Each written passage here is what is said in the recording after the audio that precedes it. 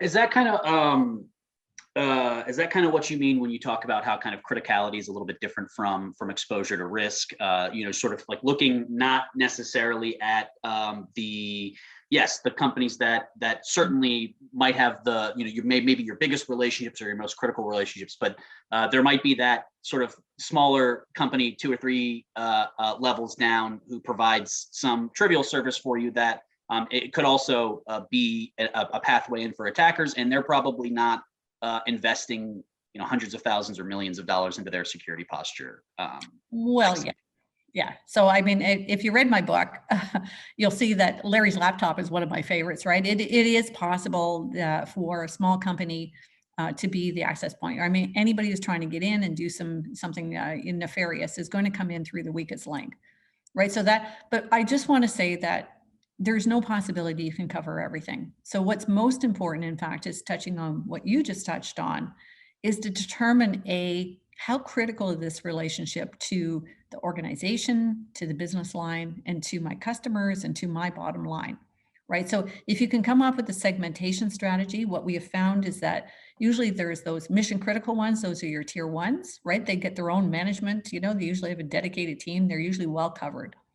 Then you would have the next couple of tiers, which are your tier 2, super important, maybe not as well covered.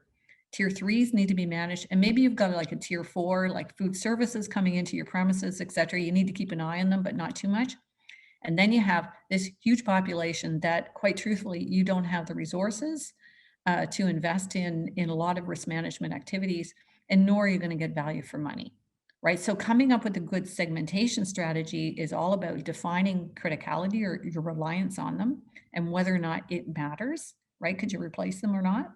And the second thing is that you touched on is exposure to risk. So if you think about it as a matrix, it really is 2 separate things, right? You've got your criticality.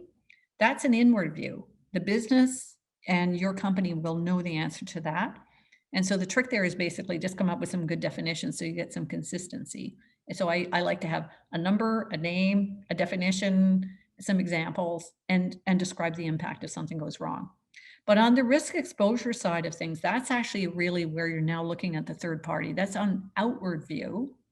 And so the different types of risks you could face are cyber, right? Records management, information security, human resources security, privacy, compliance, and so on.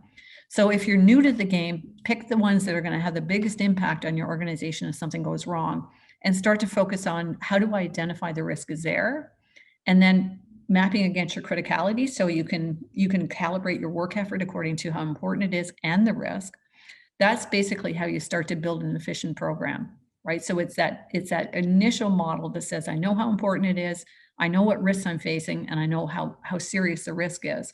And that'll inform everything you do afterwards in terms of how much due diligence, how hard are you going to fight on the contract, and what do you need to do once you have the relationship in order to manage the relationship and the risk, right? So it's a life cycle.